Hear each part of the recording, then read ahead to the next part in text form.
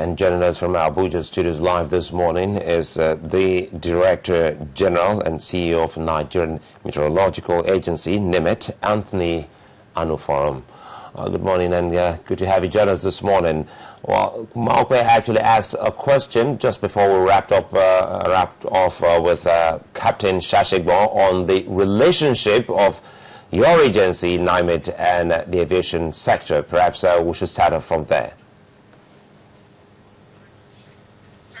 Right. Thank you very much.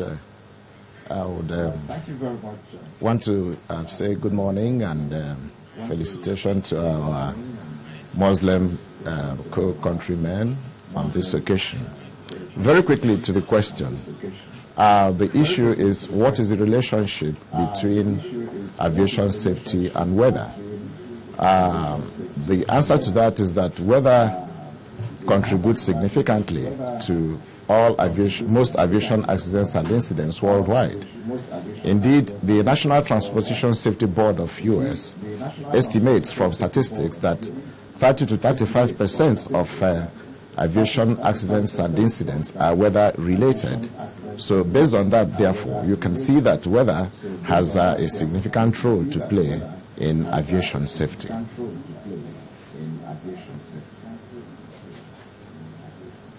Well, to your credit, he says that the relationship with NIMET has been robust, and it's definitely been a lot better in the last 1 year than it has been in the past. The question would be, what was obtainable in the past, and what exactly have you been doing in recent times? All right. We are discussing air safety in Nigeria. And before I answer that question, I would like us to put certain things in perspective. First of all, what do we need to achieve aviation safety? And who does what to achieve aviation safety? On the side of government, the government is expected to provide the right infrastructure for air navigation services and for meteorological services.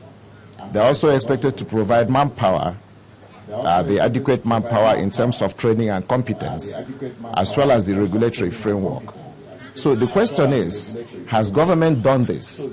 And I can very boldly say, yes, indeed.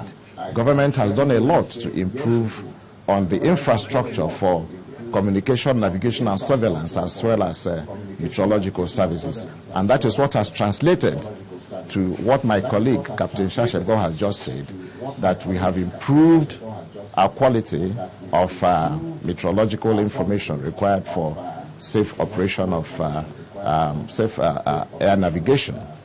So later in this program, I can take you through the whole lot of infrastructure we have been provided with. These were not in existence before now.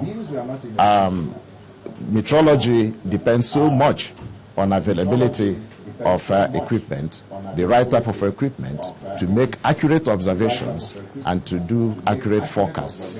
For us, the watchword is timely, accurate, and availability of weather information for safe air navigation. Dr. Anuforum, can you just take us through those equipment now? I mean, it's better now. Why wait till later when you can hear it now? Okay, that's great.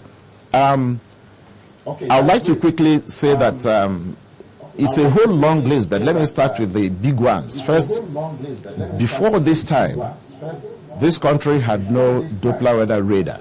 Doppler weather radars are very high-tech equipment that you use in real-time tracking of weather systems. So prior to this time, there was no Doppler weather radar in Nigeria. But now we have placed order for 6 Doppler weather radars. They have all arrived in this country.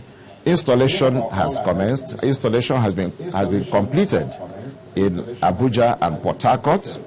We are presently working on Maiduguri and Yola. Of course, we have a lot of challenges there because of the security situation in completing that project. After that, we will install in Lagos and Kano. but all the equipment are in the country. Prior to this time, there was no single Doppler weather radar in this country.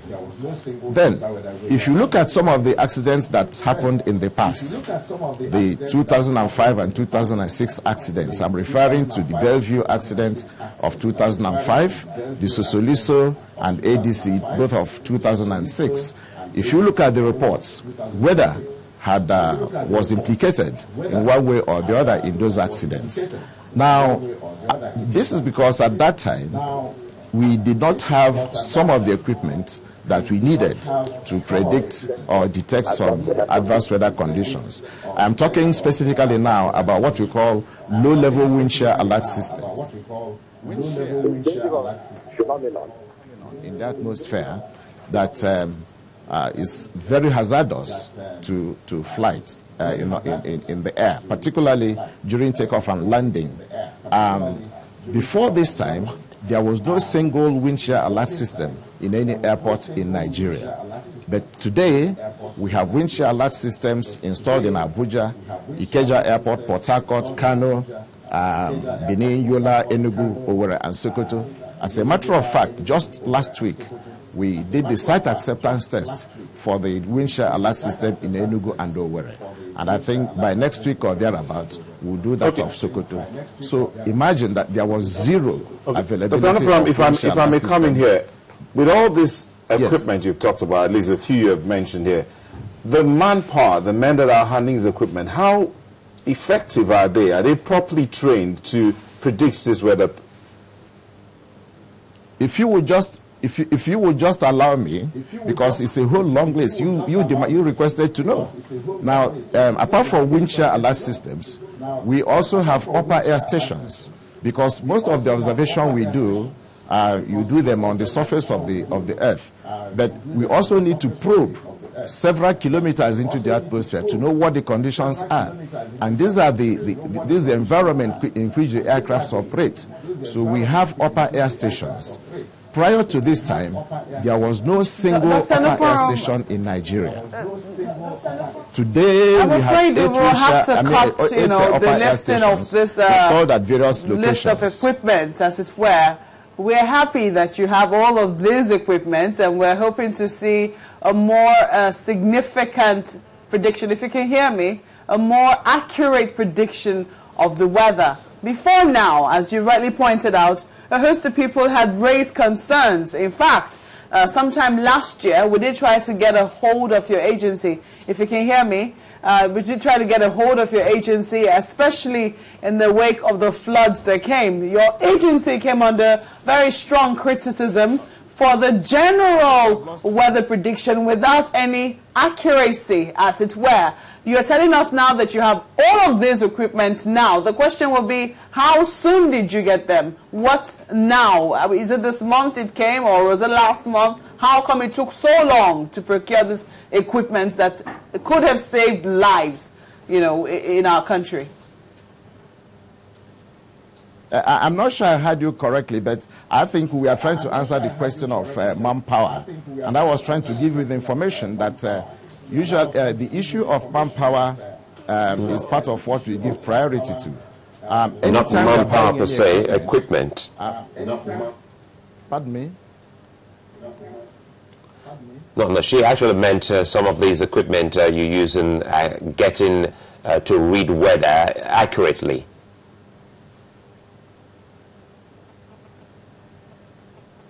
I've lost you. I guess you can hear me now. I've lost you. I guess you can. I've lost you. Well, if you can hear me, I'll just take that question again. My colleague Nyota asked you if you have trained personnel to be able to handle some of this new equipment that you have.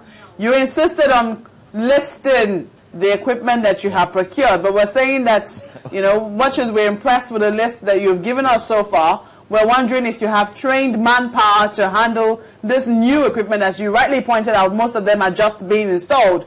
We're also wondering how come it's taking so long to get them. All right. Yes, I was answering the question, but please allow me to build up my answer. I was explaining that anytime we are buying any equipment, we package with the whole contract the training of NIMET engineers, meteorologists, and weather forecasters. They are trained to operate, maintain, and use the equipment for accurate weather predictions.